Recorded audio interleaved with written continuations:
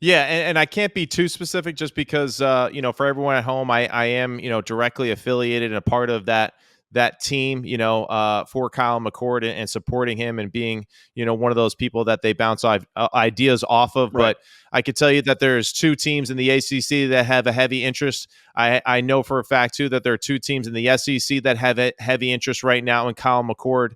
And then also a Ohio State rival within the Big Ten that has shown some interest as well in Kyle. And it's to me, it's crazy to think that this situation didn't work out. I know more than on what I'm going to allude to, but just dude's a starting quarterback for an 11-1 football team. I think this is a team too that Ohio State, they haven't been as talented as everyone claims them to be, especially considering the past handful of years, from the offensive line to the skill group to all that kind of stuff. I know how great Marvin Harrison is too. He has made a lot of big time throws and a lot of big time moments.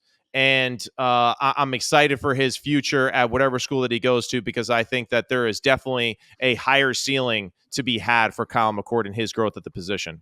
Just such a weird situation, isn't it? Because you had a quarterback competition this past offseason, obviously, between Kyle McCord and Devin Brown. So Kyle wins that job.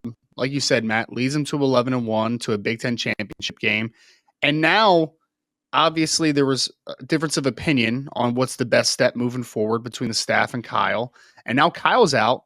And now are you turning to Devin Brown, who you just said wasn't good enough to be your starting quarterback this past offseason?